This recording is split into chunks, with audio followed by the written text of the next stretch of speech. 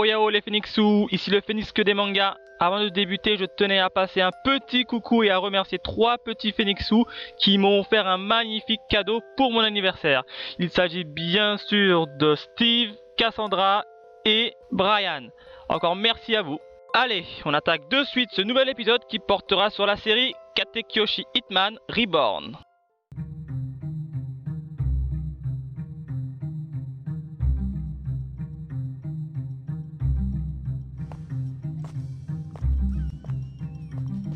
何なんだよ赤子。俺の名はカテキオヒットマン。やはりボンゴレの正当後継者あなたです、ボス。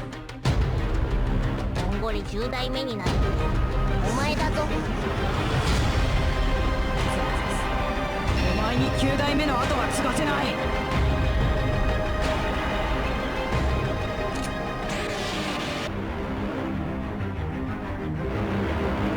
バイバイ。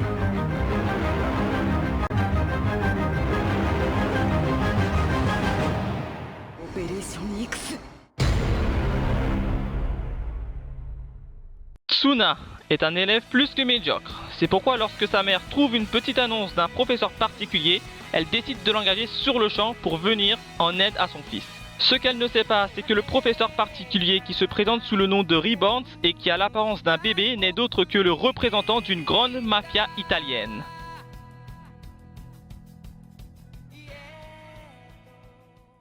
Reborn.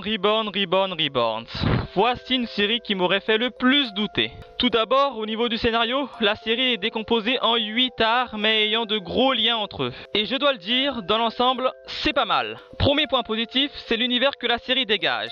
On a vraiment l'impression d'être en Italie, l'une des grandes villes légendaires des grandes familles mafieuses, dans les films bien sûr. Autre point intéressant, l'auteur a su mettre en place diverses histoires en même temps et a su parfaitement gérer le suspense et le rebondissement. C'est un peu dans le même schéma que dans la série One Piece où Luffy et Nakama arrivent dans un lieu, se dispersent, nous permettant de suivre la même intrigue mais d'un point de vue différent. Troisième point positif, ce sont les nombreux combats que la série comporte. En effet, les combats ne durent pas une éternité comme dans la série Dragon Ball Z lorsque Goku se bat contre le terrible Freezer. L'histoire a donc le mérite de s'enchaîner rapidement pour mon plus grand bonheur. Autre point génial, c'est bien évidemment le comique qui est ultra présent et loufoque. Cependant, ne vous attendez pas à une avalanche de fou rire qu'on peut avoir lorsqu'on regarde ou lit Belzebub par exemple, mais à des petits moments de rigolade mis au bon moment. Enfin, l'atout indéniable de la série réside dans la diversité des personnages. En effet, à l'instar des séries comme Bleach, DBZ ou encore One Piece, la série comporte beaucoup de personnages tous différents et ayant leur propre caractère et tous parfaitement développés. En même temps, vu le nombre d'épisodes, j'aurais été très déçu s'ils auront été survolés. D'ailleurs, petit focus sur mon personnage favori. Il s'agit de Xanxus.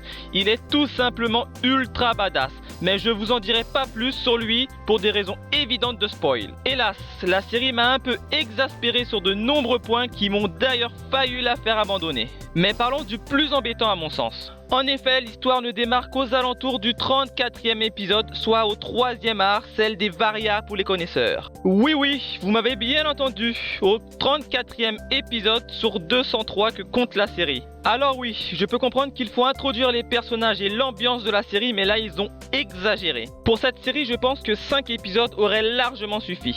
Le second point négatif est lié à la première d'ailleurs, c'est bien évidemment les épisodes hors série que je qualifierais d'épisodes poubelles.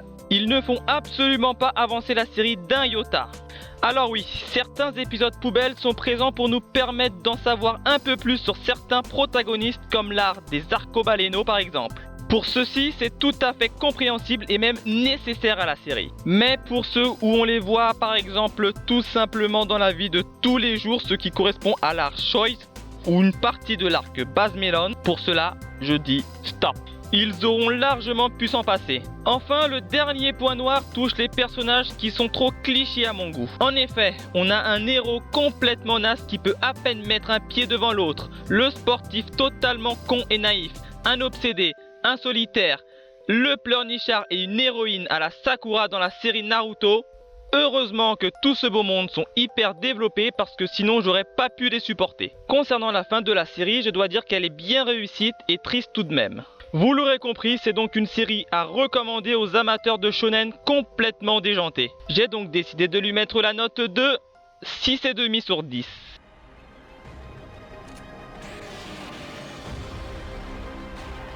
Comme vous pouvez le voir, le graphisme n'est pas mauvais du tout, mais pas top non plus. Niveau fluidité des scènes d'action, j'ai trouvé que les images étaient très moyennes et qu'on se perdait par moments. Et je dois le dire, ça me piquait les yeux. Après oui, la série date un peu et j'en suis conscient, mais tout de même, il y a d'autres séries produites dans la même année qui visuellement sont nettement au-dessus. J'ai donc été tout de même déçu par la forme et j'ai donc décidé de lui mettre la note de 2 sur 5.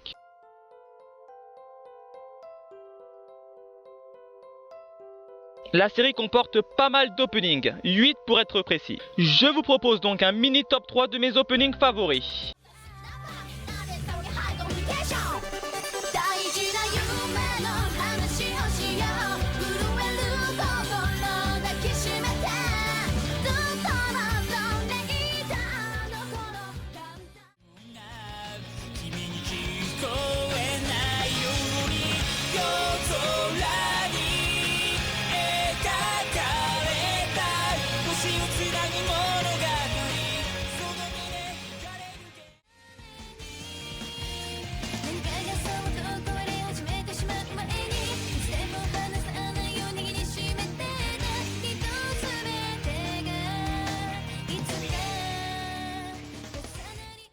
Pour les endings, il y en a 2 fois plus, soit 16 au total, qui sont nettement en dessous par rapport aux openings. Mais parmi ces 16 endings, un seul m'a plu. Il s'agit de Canvas, interprété par le célèbre groupe Plus Plus.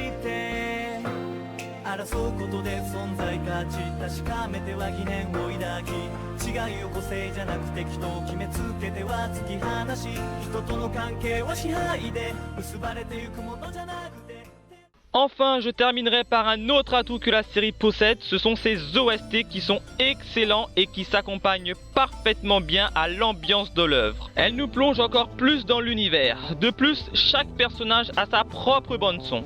D'ailleurs, voici mon favori.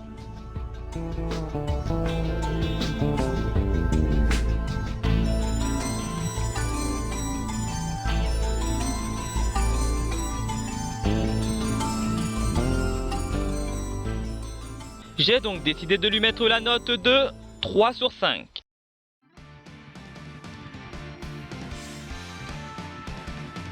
Alors pour conclure, je dirais que pour les aspects positifs, il y a un bon univers parfaitement mis en valeur, du comique complètement loufoque, un bon background pour les personnages et de superbes OST. A l'inverse, pour les aspects négatifs, il y a un début poussif pour le scénario, un graphisme très moyen et des personnages trop clichés. Ce qui fait une note de 6,5 sur 10 au scénario, 2 sur 5 au caractère design et 3 sur 5 à la bande son. L'anime Katekyoshi Hitman Reborn obtient péniblement une note de 11,5 sur 20. Voilà, c'est tout pour aujourd'hui. Comme d'hab, n'hésitez pas à laisser votre avis sur cet anime, de la partager, liker et de vous abonner si vous appréciez mes vidéos. Sur ce, à la prochaine pour de nouvelles aventures.